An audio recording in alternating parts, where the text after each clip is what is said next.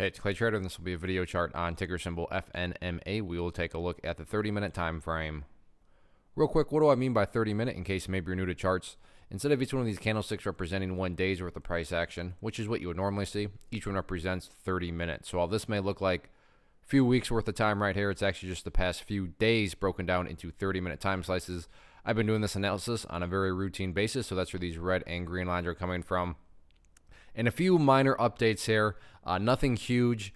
And, again, this goes back to context and, kind of what your strategy is and all that. But for those of you that watched yesterday's video, just want to quickly tap on, or this will be, hopefully a reminder, but the overall context being the channel pattern. And the channel pattern being defined as low of the channel at 390, top of the channel up there at $4.40. And that's essentially what's happened ever since the price got up around here. You can see on two different occasions, the price has bounced off of from up there. And it's just kind of been, slugging around within this whole overall channel. Now, yesterday I did insert in another level of support right there and, talked about how the bulls seem to have been starting to buy right around 405.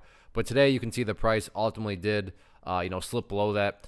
Now, sure, this isn't like a bullish sign by any means, but at the same time, it's not like that this implies that the bears are now in full control and that this chart's going to fall apart and by tomorrow, at the close, it's going to be down to $1.50. I'm not saying any of that.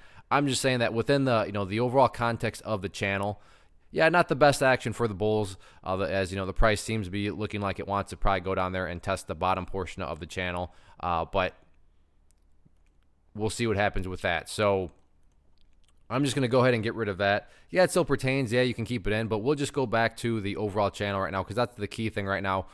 One area of resistance, though, that we have confirmation of that I mentioned yesterday is that purple line right there, the 50-period simple moving average. I talked about it, was acting as support, but a foundational rule in charting when levels of support are broken and closed below, they tend to act as resistance. So it did act as resistance yesterday, and then today, once again, you can see that the price, on the move back upwards right here.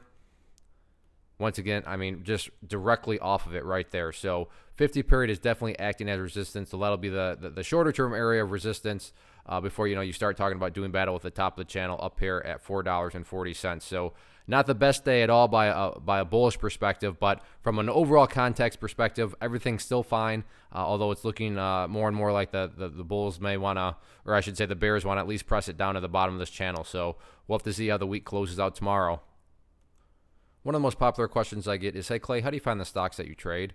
So what I've done is put together this free resource guide where I talk about the tools that I use to locate stocks that I find interesting and think may have potential. So if that sounds like something that could add value to you as a trader, then by all means, click right there to get access to the guide. The guide itself is very short and to the point, and like I say, it is free. Thanks for watching. Have a good one.